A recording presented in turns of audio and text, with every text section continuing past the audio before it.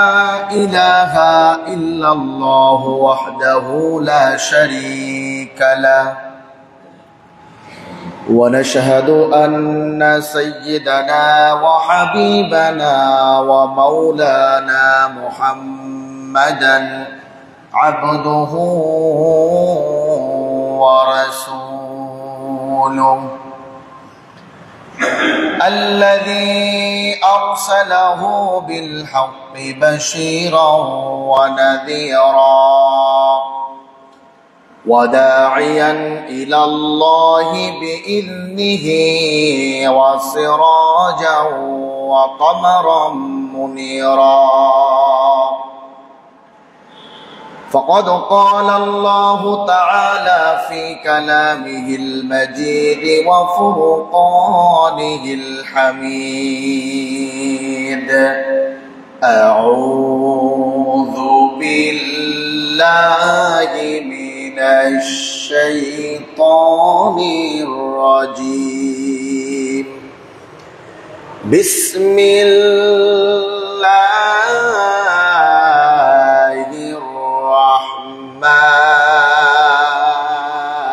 الرحمن الرحيم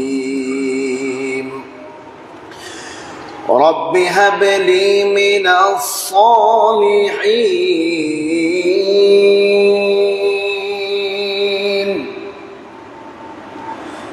فبشرناه بغلام حليم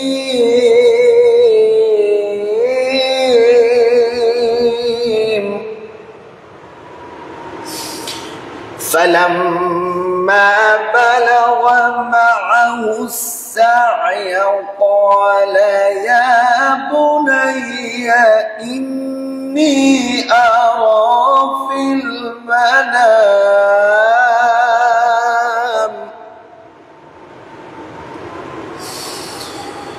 إني أرى في المنام أني أذبحك فانظر ماذا ترى قال يا أبت افعل ما تؤمر ستجدني إن شاء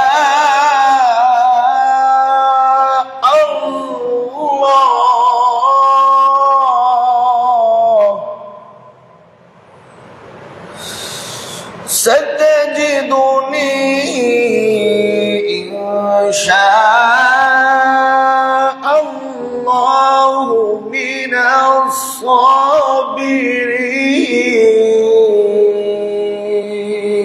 الصابرين صدقت يا رب العالمين. وقال النبي صلى الله عليه وسلم ما هذه الأضاحي يا رسول الله؟ قال سنة أبيكم إبراهيم أو كما قال عليه الصلاة والسلام. وقال تعالى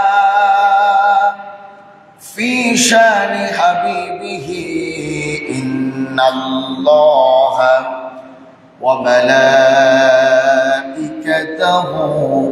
يصلون على النبي يا أيها الذين آمنوا صلوا عليه وسلموا تسليما. اللهم صل على محمد وعلى آل محمد كما صليت على إبراهيم وعلى آل إبراهيم إنك حميد مجيد.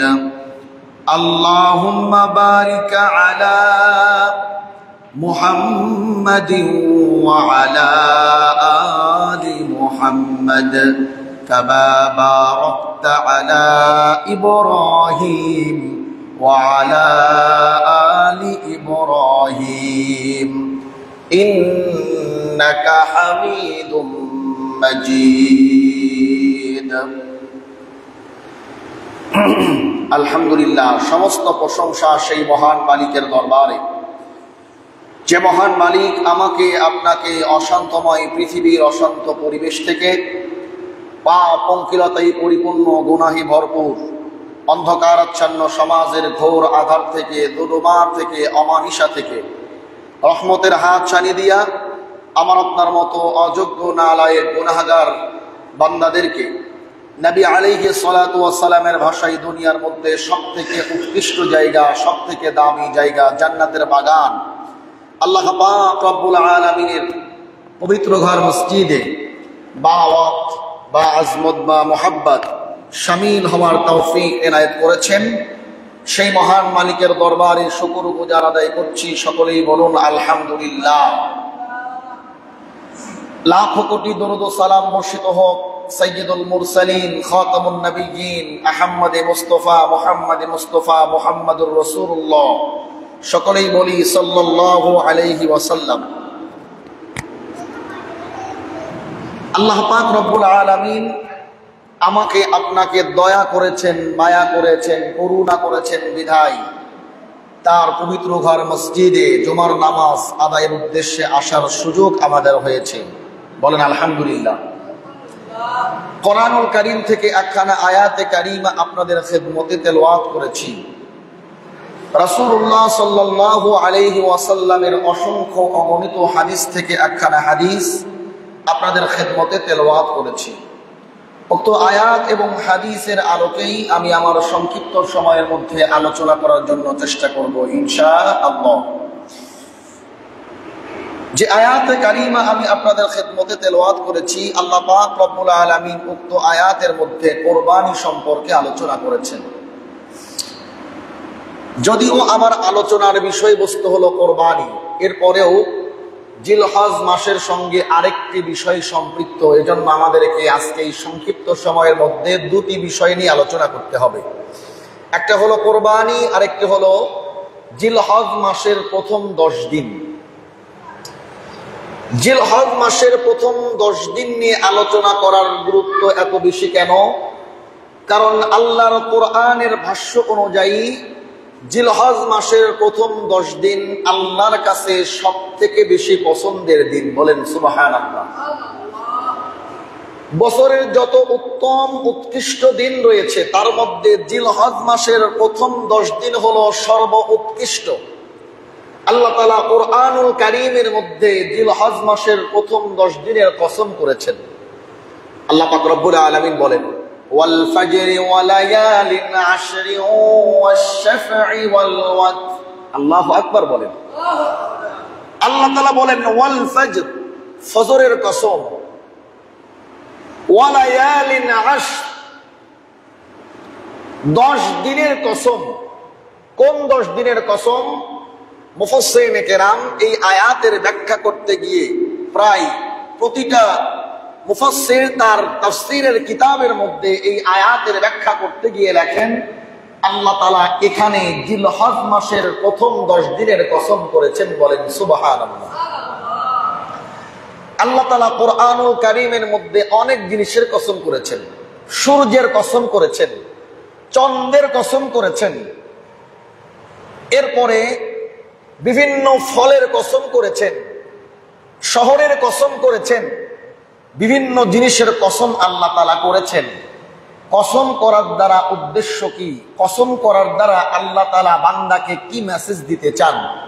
তার আগে আমি আপনাদেরকে একটা প্রশ্ন করতে চাই। বলুন তো দেখি, আমরা এক ভাইকে যখন কোনো বিষয় সম্পর্কে বিশ্বাস করাতে চাই ইয়াকিনের সহিত, তখন কিন্তু আমরা কসম করি। কথা বলেন ঠিক কিনা?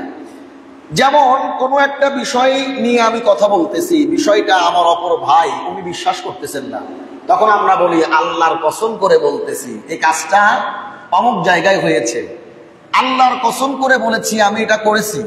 কথা বলেন ঠিক কিনা? আমরা কসম করি কেন? কসমটা করি অন্যকে বিশ্বাস করানোর জন্য, যাতে করে আমার কথার প্রতি সে বিশ্বাস নিয়ে আসে। যদিও এই কসমটা আজকে আমাদের কাছে সস্তা হয়ে গেছে, কিন্তু মনে রাখবেন, কেউ যদি কসম করার পরে মিথ্যা বলে, কসমের কাফফারা তাকে দিতে হয়। তো কসমের কাফফারা কি, শাস্তি কি, এ বিষয় সম্পর্কে আজকে আমার আলোচনা না, ভিন্ন একদিন এই বিষয় নিয়ে আলোচনা করা যাবে। আমি যেটা বোঝানোর জন্য চেষ্টা করতেছি সেটা হলো, আমরা অপর ভাইকে কোনো বিষয়ে বিশ্বাস করাতে কসম করি। এখন বলুন তো দেখি, বান্দাকে কোনো বিষয় সম্পর্কে বিশ্বাস করাতে বা অবগত করতে আল্লাহর কসম করার কোনো প্রয়োজন আছে? একটু আওয়াজ করে বলেন না, আল্লাহর কি কসম করার কোনো প্রয়োজন আছে? নাই। এরপরেও আমার আল্লাহ বিভিন্ন জায়গায় কোরআনের মধ্যে বিভিন্ন জিনিসের কসম কেন করলেন? মুফাসসিরিনে কিরাম এই আয়াতগুলোর ব্যাখ্যা করতে গিয়ে বলেন, আল্লাহ তাআলা যেই জিনিসের কসম যেই জায়গায় করেছেন, মূলত বান্দাকে ওই বিষয় সম্পর্কে গুরুত্ব আরোপ করার জন্য আল্লাহ তাআলা কসম করেছেন। বলেন সুবহানাল্লাহ। যেমন আল্লাহ তাআলা এই জায়গায় 10 দিনের কসম করে আল্লাহ তাআলা জিলহজ মাসের 10 দিনের গুরুত্বকে বোঝাতে চেয়েছেন। শুধু আল্লাহ কোরআনের মধ্যেই যে 10 দিনের কসম করেছেন তা নয়, বরং রাসূলুল্লাহ সাল্লাল্লাহু আলাইহি ওয়াসাল্লাম বলেন, আল্লাহর কাছে গোটা বছরের মধ্যে জিলহজ মাসের প্রথম 10 দিনের চাইতে উত্তম দিন আর নাই। সুতরাং যদি কোনো ব্যক্তি এই 10টা দিনকে ভালো কাজে ব্যয় করে, আল্লাহর ইবাদত বন্দেগীর মধ্যে ব্যয় করে, আল্লাহর কাছে ওই ইবাদত গুলো হবে সব থেকে উত্তম ইবাদত, সব থেকে বেশি পছন্দের। বলেন সুবহানাল্লাহ। যেমন ভাবে আল্লাহ তাআলা 10 রাতকে আল্লাহ তাআলা উৎকৃষ্ট করেছেন, যেমন শবে কদরের রাত। কথা বলেন ঠিক কিনা? যদিও শবে কদর একটা রাত্রে, কিন্তু আল্লাহ তাআলা কিন্তু বান্দার জন্য এক রাতকে নির্দিষ্ট করেননি, বরং রমজান মাসের শেষ দশকে বিজোড় রাতগুলোতে আল্লাহ তাআলা শবে কদরকে তালাশের জন্য বলেছেন। মুফাসসিরিনে কিরাম এই জায়গায় গিয়ে বলতেছেন, আল্লাহ তাআলা এই 10টা রাতকেই উৎকৃষ্ট করেছেন। যেমন ভাবে আল্লাহর কাছে রমজানের শেষ দশকের রাতগুলো সর্ব উৎকৃষ্ট, সর্ব উত্তম, অনুরূপ ভাবে আল্লাহর কাছে গোটা বছরের মধ্যে জিলহজ মাসের প্রথম 10 দিন আল্লাহর কাছে সর্ব উত্তম, সর্ব উৎকৃষ্ট। সুতরাং বান্দা যদি এই 10 দিনে বেশি বেশি ইবাদতের মধ্যে সময় দিতে পারে, তাহলে বান্দার সেই ইবাদত আল্লাহর কাছে সর্ব উৎকৃষ্ট, সর্ব উত্তম বলে গণ্য হবে। বলেন সুবহানাল্লাহ। মুহতারাম হাজিরিন, জিলহজ মাসের প্রথম 10 দিন, এই 10 দিন আমরা কোন কোন কাজগুলো করতে পারি, কোন ইবাদতগুলো করতে পারি, খুব ভালো করে বোঝার জন্য চেষ্টা করবেন। নাম্বার 1, রমজান মাসে আমরা সর্বপ্রথম যে কাজটি করব, জিলহজ মাসে প্রথম 10 দিন সর্বপ্রথম আমরা যে কাজটি করব, আমাদের জন্য যে করণীয় কাজগুলো রয়েছে, জিলহজ মাসের প্রথম 10 দিনে বিশেষ করে 5টি কাজ রয়েছে। যেই 5টি কাজ যদি আমরা করি, 5টি ইবাদতের মধ্যে যদি আমরা জিলহজ মাসের প্রথম 10 দিনকে কাটাতে পারি, আল্লাহর কাছে আমাদের এই 10টা দিন উত্তম বলে গণ্য হবে। বলেন সুবহানাল্লাহ। 1 নম্বর কাজ রাসূলুল্লাহ সাল্লাল্লাহু আলাইহি ওয়াসাল্লাম হাদিসের মধ্যে বর্ণনা করেছেন। উম্মে সালামা রাদিয়াল্লাহু তাআলা আনহা থেকে বর্ণিত, রাসূলুল্লাহ সাল্লাল্লাহু আলাইহি ওয়াসাল্লাম বলেছেন, যখন জিলহজ মাসের চাঁদ উঠে গেল, তোমরা যারা কুরবানি করতে ইচ্ছা প্রকাশ করেছো, তোমরা তোমাদের নখ এবং অবঞ্চিত যে সমস্ত লোমগুলো রয়েছে, অর্থাৎ মুস, বুগুলের নিচের পশম, নাভির নিচের পশম, এগুলো কাটা থেকে তোমরা বিরত থাকবে।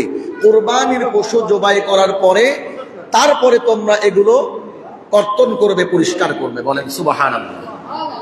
তাহলে জিলহজ মাসের প্রথম 10 দিনে 5টি কাজ। জিলহজ মাসের প্রথম 10 দিনে কয়টা কাজ?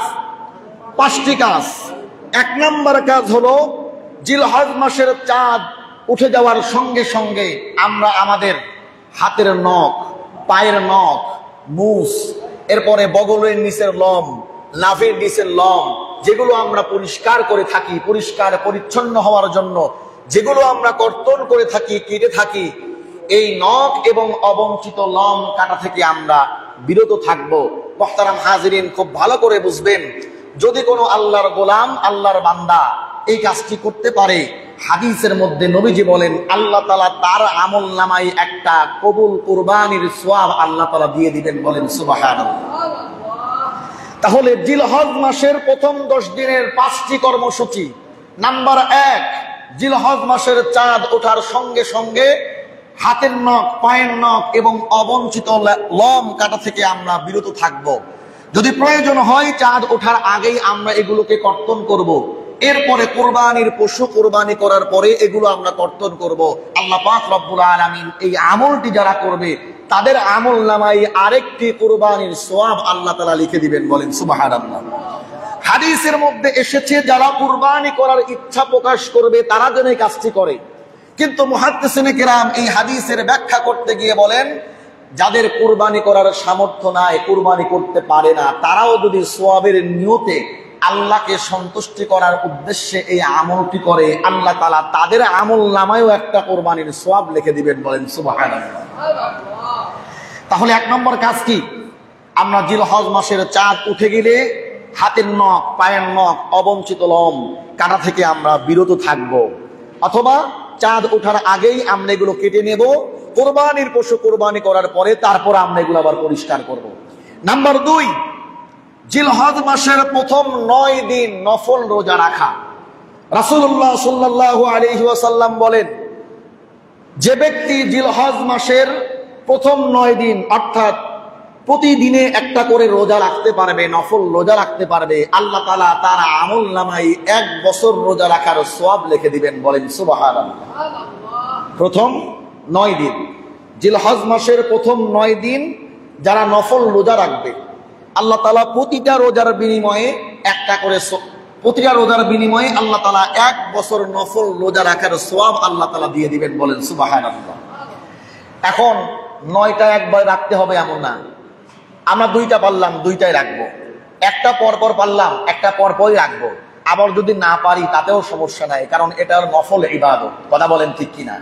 তবে যদি আমরা প্রতিদিনই একটা করে রোজা রাখতে পারি, রাসূলুল্লাহ সাল্লাল্লাহু আলাইহি ওয়াসাল্লাম বলেন প্রতিটা রোজার বিনিময়ে আল্লাহ তাআলা 1 বছর রোজা রাখার সওয়াব তার আমল নামায় লিখে দিবেন। এটা হলো জিলহজ মাসের প্রথম 10 দিনের 2 নম্বর কর্মসূচি, 2 নম্বর কাজ।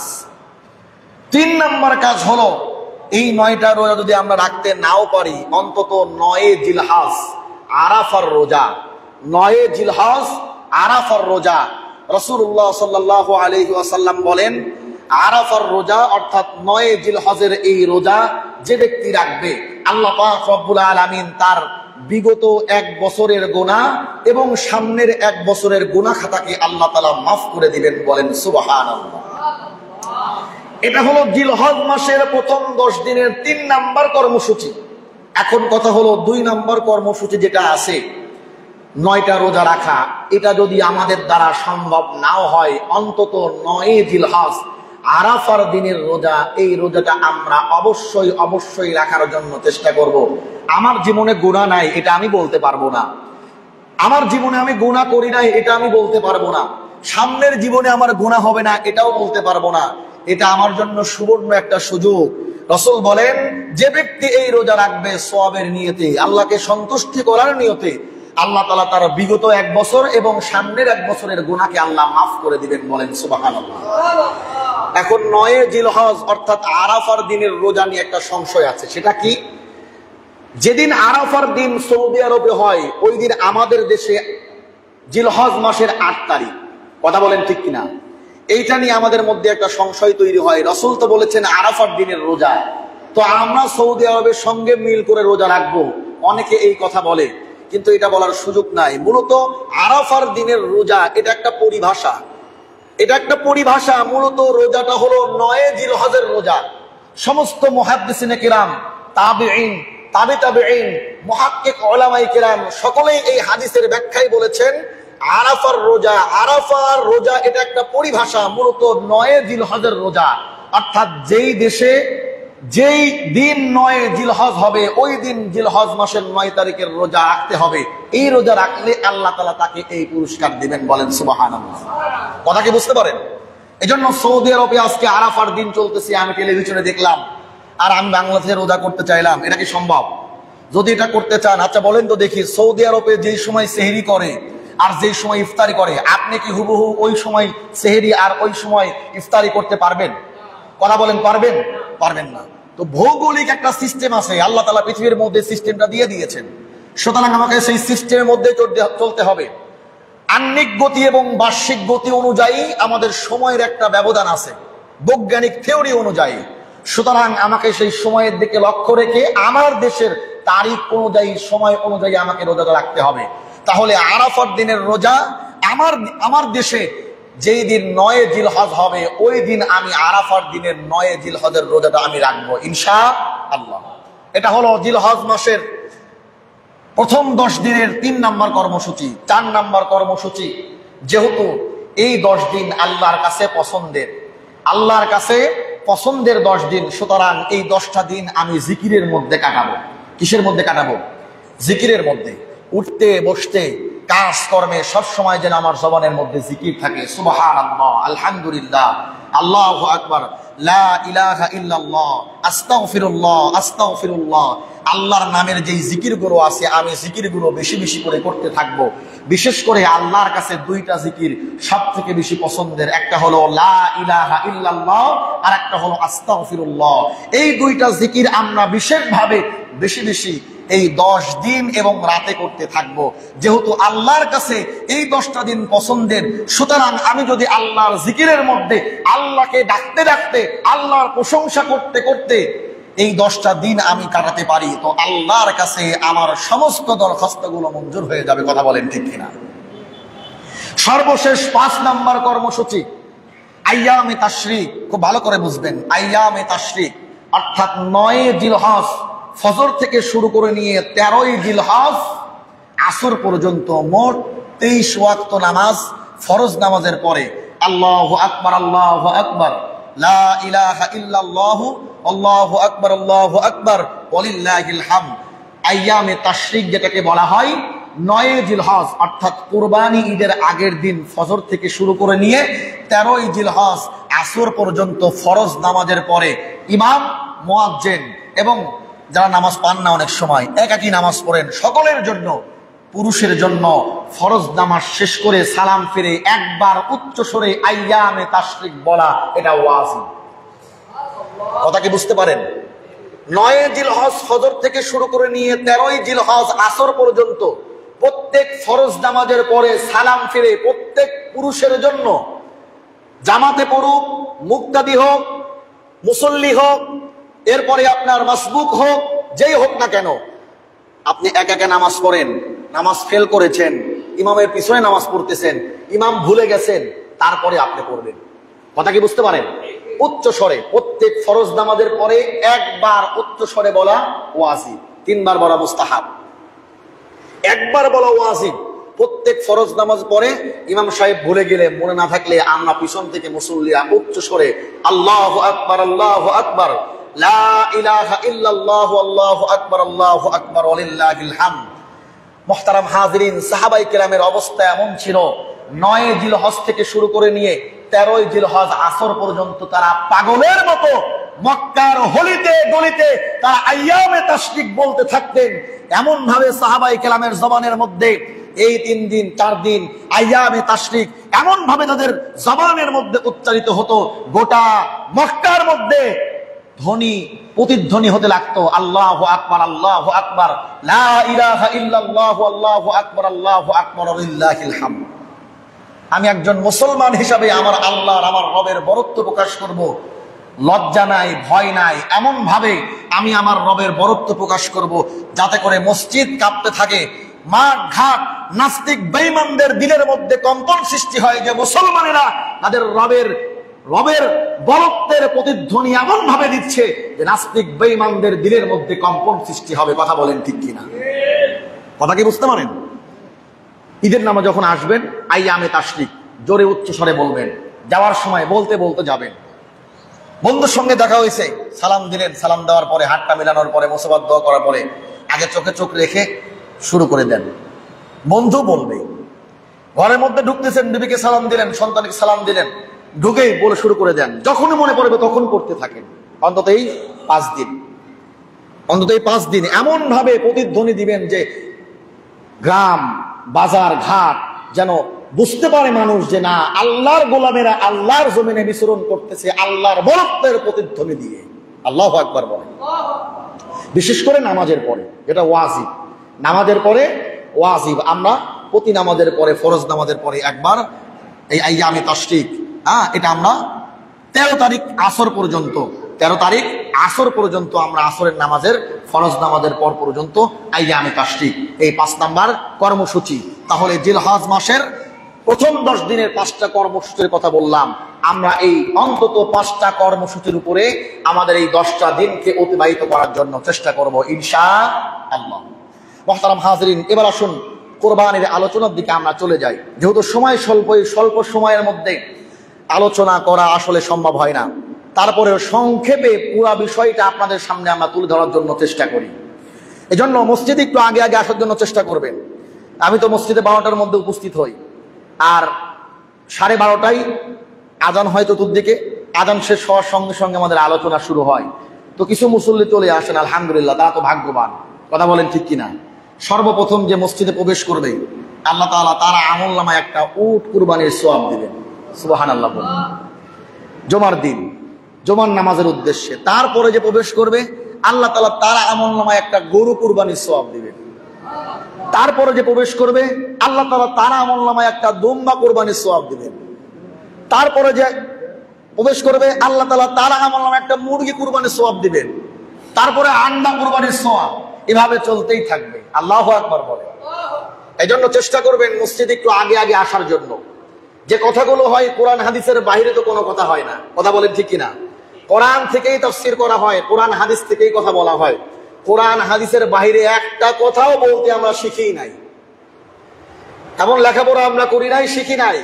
কারণ কোরআন হাদিসের বাইরে মানুষকে মজা দেওয়ার জন্য, হাসি দেওয়ার জন্য, মানুষের মন জয় করার জন্য কিছু বানানো কিচ্ছা কাহিনী বলে হয়তো আপনাদের মন জয় করব, হয়তো আপনারা বাহাবা দিবেন, হয়তো আপনারা বলবেন হ্যাঁ হুজুর সেই আলোচনা করে, সেই একটা বক্তা। কিন্তু পরকালে গিয়ে আল্লাহর সামনে গিয়ে আমি কি জবাবদিহি করব? আমার নবী তো আমার বিপক্ষে দাঁড়িয়ে যাবেন আর বলবেন, আব্দুল মুমিন জিহাদি, তুমি তো আমার বাণীকে মিথ্যা প্রচার করেছিলে, বলেছিলে রসুলের কথা, কিন্তু আমি তো বলি নাই। আমার আল্লাহ তো বলবেন আমার কোরআনে ছিল না, তুমি তো বলেছো। তখন আল্লাহর সামনে, আল্লাহর নবীর সামনে দাঁড়িয়ে আমি কি জবাবদিহি করব? সুতরাং আমি একজন আলেম হিসাবে, দিনের দায়ী হিসাবে, আপনাদের মসজিদের খতিব হিসাবে আমার দায়িত্ব হলো কোরআন হাদিসের কথাগুলো আপনাদের সম্মুখে উপস্থাপন করা। কারো ভালো লাগবে, কারো ভালো লাগবে না। কথা বলেন ঠিক কিনা? যারা ইমানদার, কোরআনের কথা শুনলে যেই ঢঙে, যেই রঙে, যেই পরিবেশেই বলা হোক না কেন, ইমানদার যখন কোরআনের কথা শুনবে তখন তার আত্মতৃপ্তি হবে, দিনের মধ্যে ভালো লাগবে। কথা বলেন ঠিক কিনা? কিন্তু যার মধ্যে ঈমান নাই, নেফাক দিয়ে পরিপূর্ণ, যার দিলের মধ্যে সমস্যা আছে, কোরআনের কথাগুলো তার ভালো লাগবে না, জ্বালাপুরা করবে। কথা বলেন ঠিক কিনা? এজন্য আসুন আমরা একটু জুমার নামাজ একটু আগে আগে আসার জন্য চেষ্টা করি। যেহেতু কোরআন হাদিস থেকেই কথাগুলো হয়, এগুলো আমরা গ্রহণ করি এবং কথার উপরে আমল করার জন্য চেষ্টা করি ইনশাআল্লাহ। মুহতারাম হাজিরিন, যেহেতু সামনে কোরবানির ইতিহাস নিয়ে দীর্ঘ আলোচনা চলছিল, দীর্ঘ ইতিহাস আলোচনা করার সময় আমাদের হাতে নেই। আমরা কোরবানির বিধান নিয়ে এবং আরো যে বিষয়গুলো আমাদের সামনে আছে, অনেক মাসাইল আছে, এগুলো নিয়ে আমরা সামনের যে জমাগুলো আছে আমরা আলোচনা করব। কোরবানি শব্দটি কুরবুন মূল ধাতু থেকে নির্গত। কোরবানি শব্দটি কুরবুন মূল ধাতু থেকে নির্গত, যার অর্থ হলো নৈকট্যতা অর্জন করা, নিকটস্থ হওয়া, কাছাকাছি হওয়া। পরিভাষায় কোরবানি বলা হয় নির্দিষ্ট মাসে, নির্দিষ্ট দিনে নির্দিষ্ট পশু জবাই করাকে কোরবানি বলা হয়। আল্লাহর সন্তুষ্টির জন্য পশু কোরবানিকে কোরবানি বলা হয়। মুহতারাম হাজিরিন, কোরবানির দ্বারা উদ্দেশ্য কি?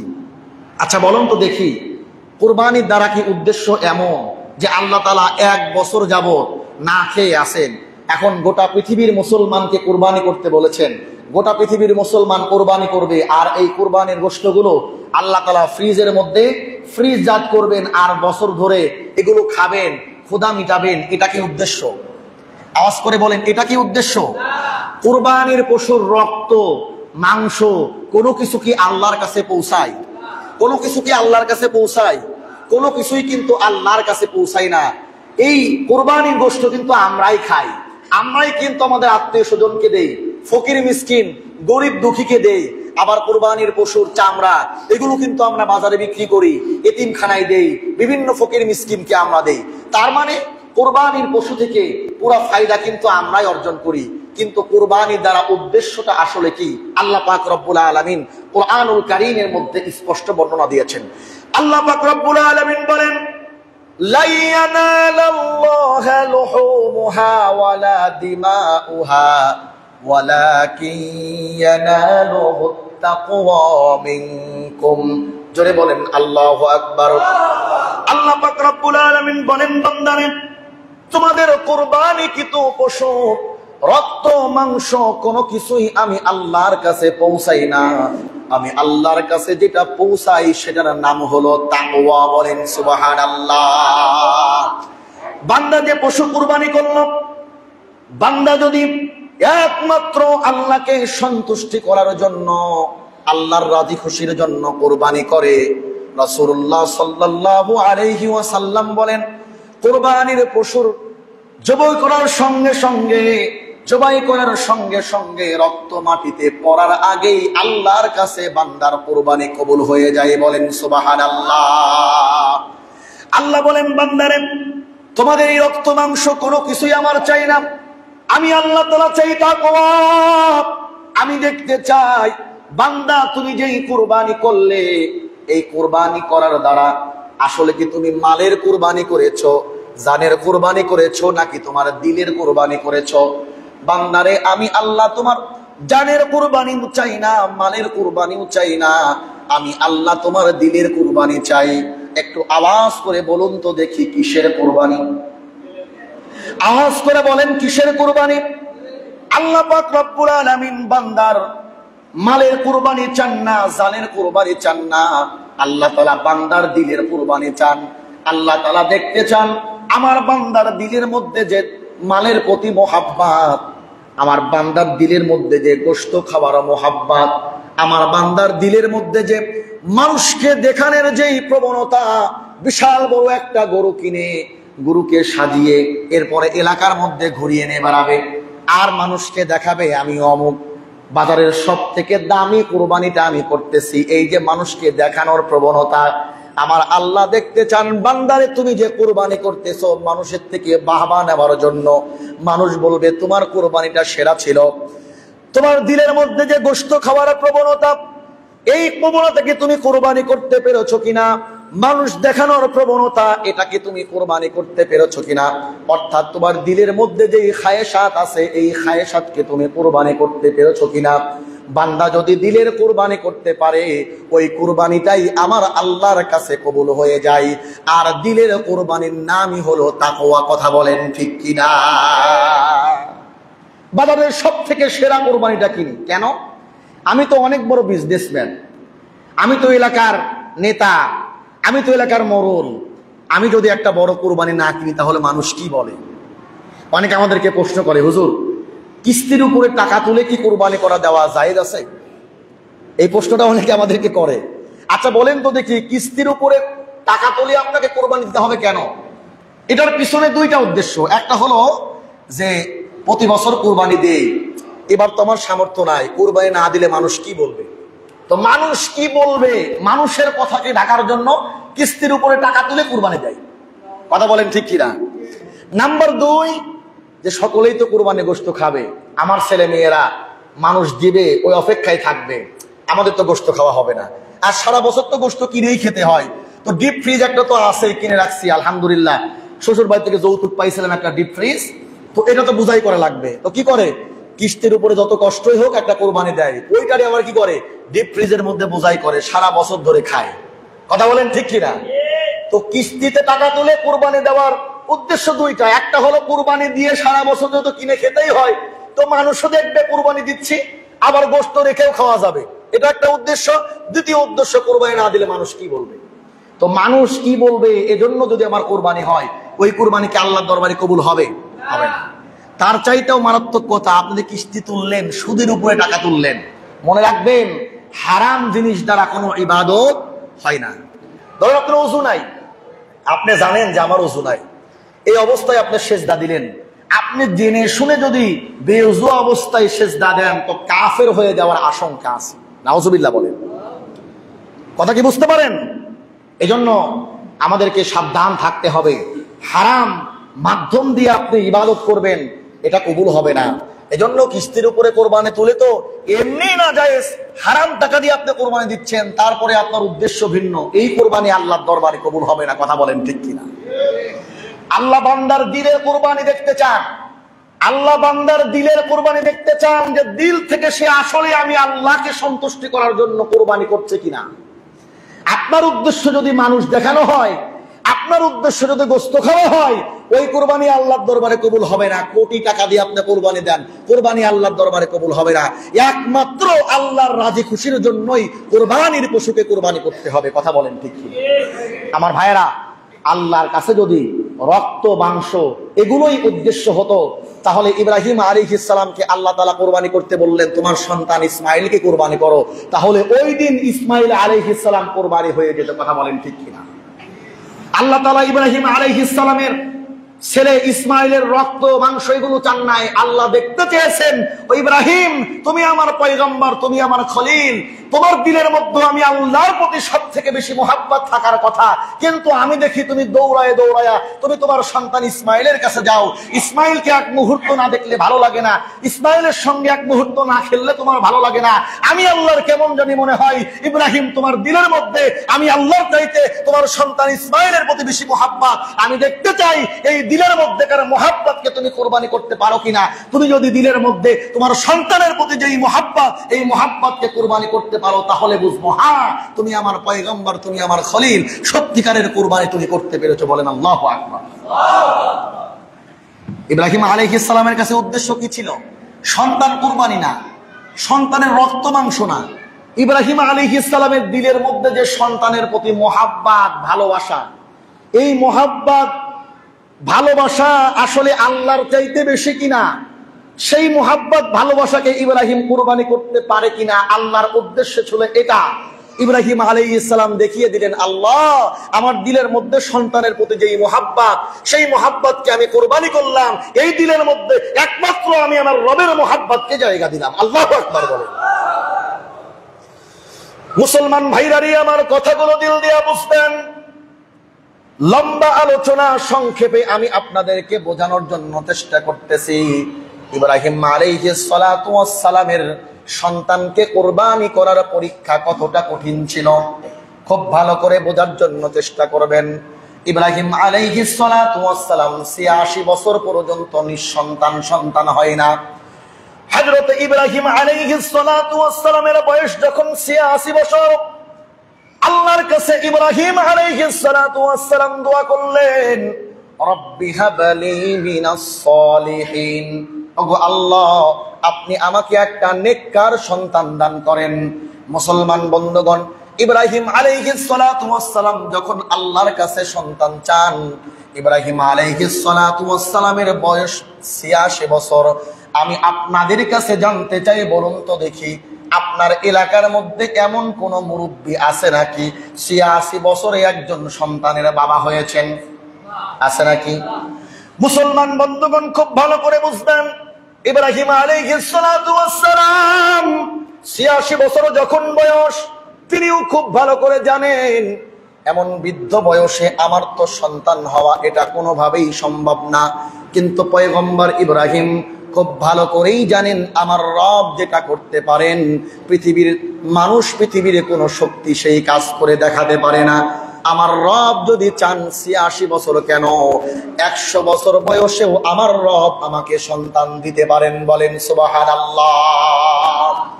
আমার মুসলমান বন্ধুগণ, পয়গম্বর ইব্রাহিম আলাইহিস সালাতু ওয়াস সালাম ৮৬ বছর বয়সে আল্লাহর কাছে দোয়া করলেন, রব্বি হাবলি মিনাস সলিহিন, ওগো আল্লাহ আপনি আমাকে একটা নেক সন্তান দান করেন। মুসলমান বন্ধুগণ, হযরত ইব্রাহিম আলাইহিস সালাতু ওয়াস সালামের বয়স যখন 120 বছর, আর তার স্ত্রী হযরতে হাজারা আলাইহিস সালামের বয়স যখন 99 বছর, আল্লাহ তাআলা হযরতে ইব্রাহিম আলাইহিস সালাতু ওয়াস সালামকে সুসংবাদ জানালেন, ফাবাশশারনাহু বিগুলামিন হালিম। ওগো ইব্রাহিম, আমি আল্লাহ তাআলা তোমাকে একজন নম্র ভদ্র সভ্য একটা সন্তানের সুসংবাদ দিলাম। বলেন সুবহানাল্লাহ। ইব্রাহিম আলাইহিস সালামের বয়স যখন 120 বছর, ক্যালকুলেশন করে দেখা যায় ইব্রাহিম আলাইহিস সালাম আল্লাহর কাছে দোয়া করেছেন 34 বছর। কত বছর? আওয়াজ করে বলেন না, কত বছর? 34 বছর আল্লাহর কাছে দোয়া করেছেন। কেমন সময়? যখন ইব্রাহিম আলাইহিস সালামের বয়স 86 বছর। 86 বছর বয়স থেকে 120 বছর, 34 বছর আল্লাহর কাছে দোয়া করলেন, রব্বি হাবলি মিনাস সালিহিন। যাদের সন্তান হয় না, অনেক মা বোনকে দেখা যায় আল্লাহকে গালি দেয়, বলে আল্লাহ কি আর কোনো মেয়েকে দেখে নাই, আমাকেই বন্ধা বানাইছে। আমি ওই সমস্ত মা বোনদেরকে বলতে চাই, ও আমার মা, ও আমার বোন, তুমি আল্লাহর কাছে কয়দিন তাহাজ্জুদের নামাজে সিজদা করে চোখের পানি ছেড়ে আল্লাহর কাছে দোয়া করেছো? ইব্রাহিম পয়গম্বর আল্লাহর কাছে দোয়া করলেন 34 বছর। 34 বছর পরে আল্লাহ তাআলা ইব্রাহিমকে একটা সন্তানের সুসংবাদ দিলেন। তুমি কয়দিন আল্লাহর কাছে সিজদায় করে দোয়া করেছো? কথা বলেন ঠিক কিনা? আল্লাহর কাছে চাওয়ার মতো চাইলে পাওয়া যায় কি যায় না? আওয়াজ করে বলেন, পাওয়া যায় কি যায় না? ইব্রাহিম আলাইহিস সালামের বয়স যখন 120 বছর, হাজারা আলাইহিস সালামের বয়স যখন 99 বছর, আল্লাহ তাআলা সন্তান দিলেন, সুসংবাদ দিলেন। হযরতে ইসমাঈল আলাইহিস সালামের সন্তান জন্মগ্রহণ করলো।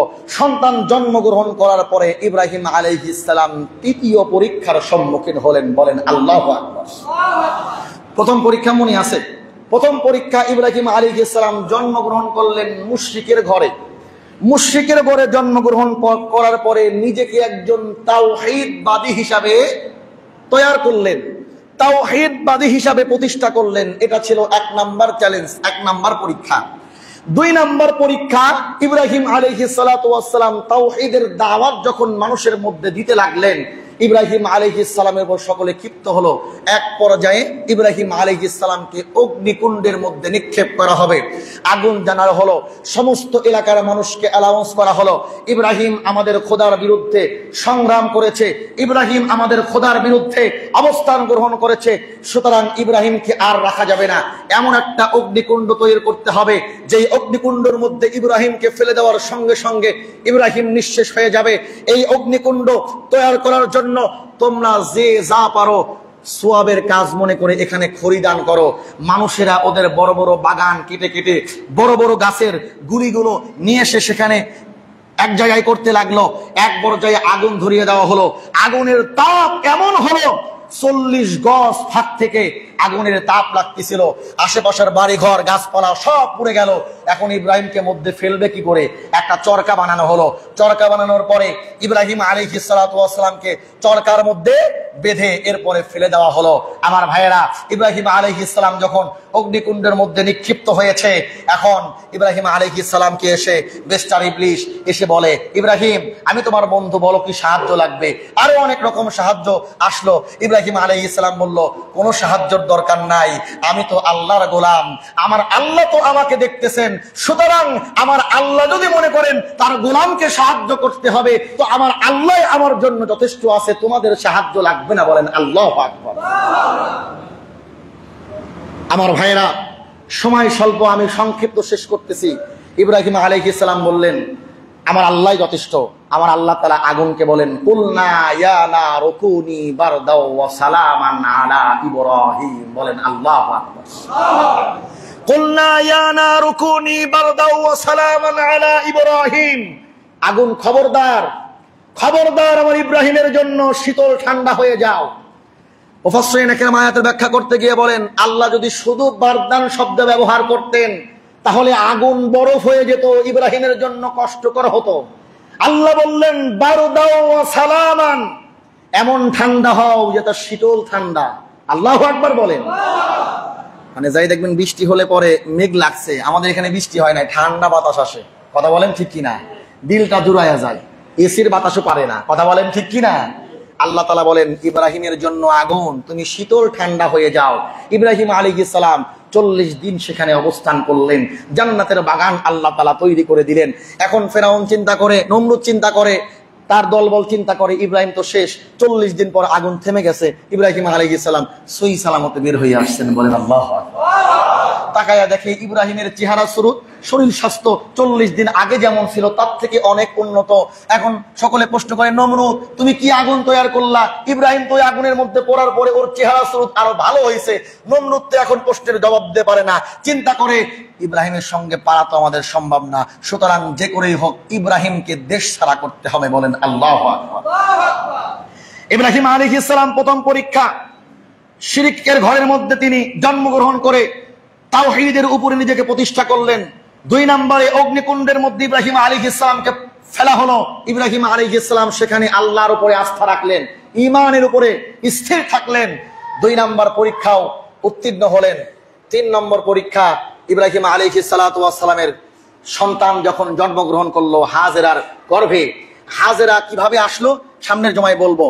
হাজেরা তো দ্বিতীয় স্ত্রী, কিভাবে আসলো এটা ছিল তৃতীয় পরীক্ষা, আগে চতুর্থ পরীক্ষার কথা বলতেছি। হাজেরা কিভাবে আসলো এবং সেখানে কি পরীক্ষার সম্মুখীন হলেন এটা আমি সামনের জমায় সময় হলে বলবো। চতুর্থ পরীক্ষা হলো হাজেরা যখন সন্তান পেটের মধ্যে ধারণ করলো, ধারণ করার পরে এখন সারা প্রথম স্ত্রী, সারার দাসী ছিল হাজেরা। সারাই তার স্বামীর সঙ্গে হাজেরাকে বিবাহ দিয়েছিল, কিন্তু সারা তো বন্ধা, সারার তো সন্তান হয় না। হাজেরার গর্ভে প্রথম সন্তান আসলো। এখন 120 বছর বয়সে সন্তান পাইছে। ইব্রাহিম আলাইহিস সালাম খালি হাজেরার ঘরে যায়, সন্তান নে কোলে নাই, চুমা দেয়, ওই স্ত্রীর বেশি মোহাব্বত করে। সারার হিংসা হয়। সারা এখন বলো যে আমি আমার দাসীরে তোমার সঙ্গে বিবাহ দিলাম, এখন সে হয়েছে তোমার আপন স্ত্রী আর আমি হয়েছি পর, এটা হবে না। যে করেই হোক তোমার এই স্ত্রী এবং সন্তান আমার চোখের সামনে থেকে সরাতে হবে। আল্লাহ বলেন হ্যাঁ এটা আমারও সিদ্ধান্ত, তুমি তোমার সন্তান এবং তোমার বিবি হাজেরাকে মরুভূমির প্রান্তে রেখে আসো। বলেন আল্লাহু আকবার। সন্তান এবং বিবিকে মরুভূমির প্রান্তে রেখে আসবেন, এটা হলো ইব্রাহিম আলাইহিস সালামের চতুর্থ পরীক্ষা। আমার ভাইয়েরা, ইব্রাহিম আলাইহিস সালাম পরীক্ষার পরে পরীক্ষা দিয়েছেন, পরীক্ষার পরে পরীক্ষা দিয়েছেন। ঈমানের পরীক্ষায় প্রত্যেকবার পরিপূর্ণ 100তে 100 নাম্বার নিয়ে উত্তীর্ণ হয়েছেন ইব্রাহিম আলাইহিস সালামের আমরা যোগ্য উত্তরসূরি।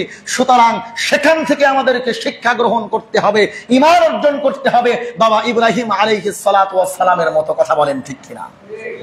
সর্বশেষ কথা, ইব্রাহিম আলাইহিস সালামের কুরবানি থেকে আমাদের শিক্ষা হলো ইব্রাহিম আলাইহিস সালাতু ওয়াস সালামকে আল্লাহ কুরবানি করতে বললেন সন্তান ইসমাঈলকে। ইসমাইলের কুরবানি আল্লাহর উদ্দেশ্য ছিল না, ইসমাইলের রক্ত মাংস আল্লাহর উদ্দেশ্য ছিল না। ইব্রাহিমের দিলের মধ্যে যে সন্তানের প্রতি মহাব্বত, এই মহাব্বতকে কুরবানি করা, দিলের কুরবানি আল্লাহর মূল মাকসাদ ছিল। সুতরাং আমরা যে কুরবানি করব, কুরবানির পশু কিনবো, কুরবানির জন্য পশু সিলেক্ট করব, নির্ধারণ করব, তার আগে আমার দিলটাকে কুরবানি করতে হবে। দিলের মধ্যে যেন পশুর গোশত খাওয়া, কুরবানির গোশত খাওয়া, মানুষ দেখানো এগুলো উদ্দেশ্য না হয়, একমাত্র আল্লাহকে সন্তুষ্টি করাই যেন আমাদের উদ্দেশ্য হয়। বলেন ইনশাআল্লাহ। আল্লাহ পাক রব্বুল আলামিন সকলকে কথাগুলো বোঝার এবং মানার তৌফিক দান করুন।